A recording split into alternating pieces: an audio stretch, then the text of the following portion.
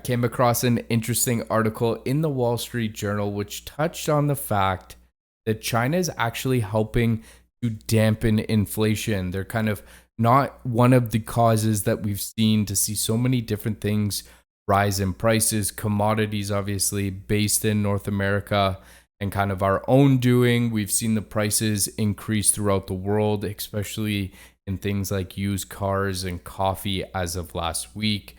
So we'll be breaking down the article. It was interesting to see kind of the theory and the thought process behind it. I kind of agree with it, and it kind of relays back to the video a few weeks back that I did about Chinese stocks and the country's ability to scale, the country's ability to produce a massive amount of goods that it's almost like we cannot get away from it. It would be very naive of us to think that we could go without China in the future. As much as I would love to manufacture as many things as I could in North America, it's just not feasible, and I'm definitely a big fan of globalization. But we'll be going through that article and talking about how China can actually be a deflationary force. I know that the word on the market today is inflation. So let's break this all down. If this is your first time here, my name's Nick. Welcome to Ways to Wealth.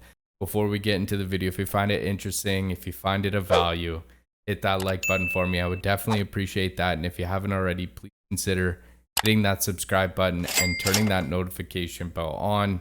Again, like I mentioned, how China is helping to damp global inflation. So what we have here is China's factory gate prices soared this year, and investors worried the country would become the new source of inflation for the rest of the world. Instead, the world's second largest economy has helped to alleviate some price pressures caused by the pandemic and appears likely to keep doing so. So China's own economy is far from overheating because of the scale and production capacity that we talked about before.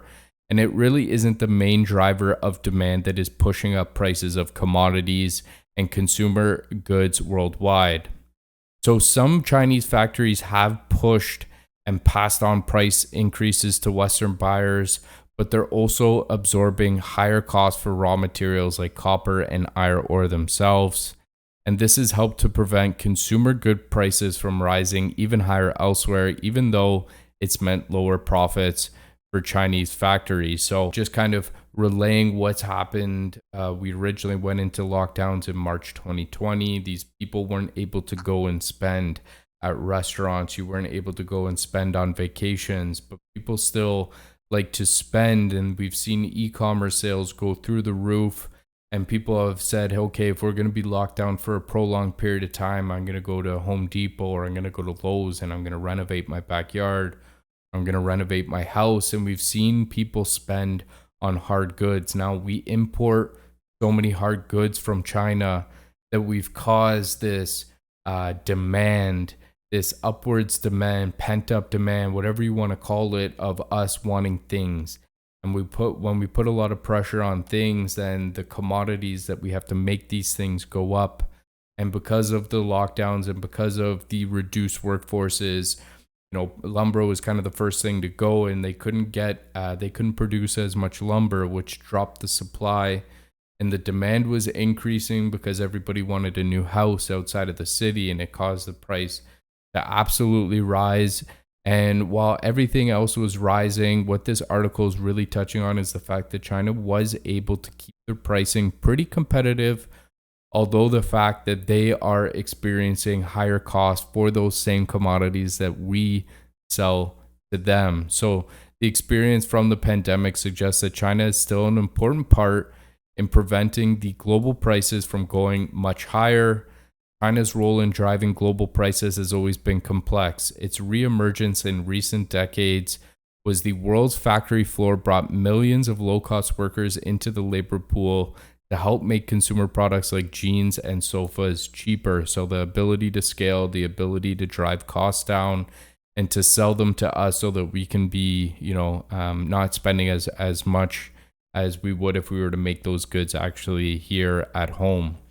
So typically in previous points, China's growth wound up exporting inflation to other countries, mainly through higher commodity prices. In the 2000s, China's energy demand sent oil prices higher. After '08, Beijing unleashed hundreds of billions of dollars in stimulus to build bridges and apartments, boosting metal prices. But it's not the same this time. This time is different. During the pandemic, however, Chinese leaders refrained from excessive infrastructure spending because they wanted to avoid adding more debt and risking asset bubbles in areas such as housing, which is completely opposite to what we're kind of seeing right now in the US with Biden and the infrastructure bill. They want to put a lofty bill through Congress that is a massive amount of spending, adding on to the debt that has already been piled on, which China has kind of been reluctant to do. So I think what is basically being said here is that China is just trying to make sure that they're in the right spot when everything does officially continue to go, to continue to be that global trading partner that has made it the second largest economy in the world. So economists do debate about how long China can help ease global inflation pressures. As China's economy matures, its ability to keep tapping cheap workers is diminishing. Labor costs are increasing steadily and now wrestling with a shrinking pool of young workers willing to toil long hours in factories. So definitely, as we've seen over the years, wages need to increase, and they're concerned that they won't be able to make it. There's obviously some political about the one-child rule that's kind of showing that their economy isn't as growing as fast on a population basis, which is kind of how North America got to the way it was with the baby boom after World War II. Everybody was coming back, having a mass amount of babies, and with population creates more spending requirements, more workers in the labor force. It's definitely good for the economy. So there's some concerns there that they're not going to be adding younger workers. But the interesting point that I was going to touch on is the fact that the import prices from China to the US rose 2.7% over 12 months that ended in May, which was less than the 5% increase in US consumer inflation during the same period. So inflation rose 5%, but prices of goods from China only 2.8%. If you look at it on a comparison basis, Mexico was 4.8% and the EU was 6.5%. So we see on the chart here just a little bit of the comparison between what the inflation rate on the prices of products was. So if anything, economists say global companies might want to rely on China even more, and they want to keep inflation under control. Reshoring or moving more supply chains out of China due to the rising geopolitical tensions could lead to more inflation if the work goes to places that aren't as cost effective. Other low cost sources of manufactured goods like Vietnam and India are still struggling to contain the pandemic and maintain full production capacity. The way that I take this article is that we still need China. We will always have a need for China. Obviously, there's some concerns that the prices may increase, but at that point, hopefully our wages are able to absorb those increases. And, at the end of the day, I know that there's some concerns in, the stock portion of things. If we're going to relay this back to investing, a lot of political tension that is happening between the US and China. I'm willing to take a small bet on that. I like Alibaba. I mentioned that before. I do understand the risk that's there, especially in the fact that it's an ADR, which means I don't actually physically own the company itself.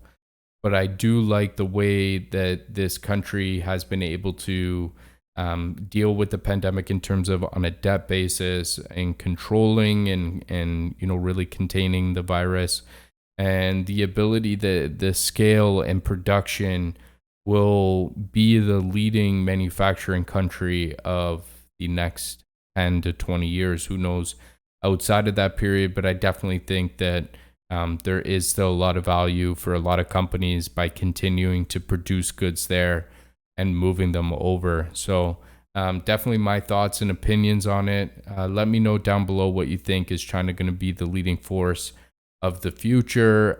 Would you invest there right now, especially with stocks having such a poor week last week? So let me know what you think. And if you're still with me, I hope you enjoyed the video. If you did find it of value, if you did find it of use, hit that like button for me. And if you haven't already, please consider hitting that subscribe button and turning that notification bell on. I hope you all have a great week in the markets. Happy trading.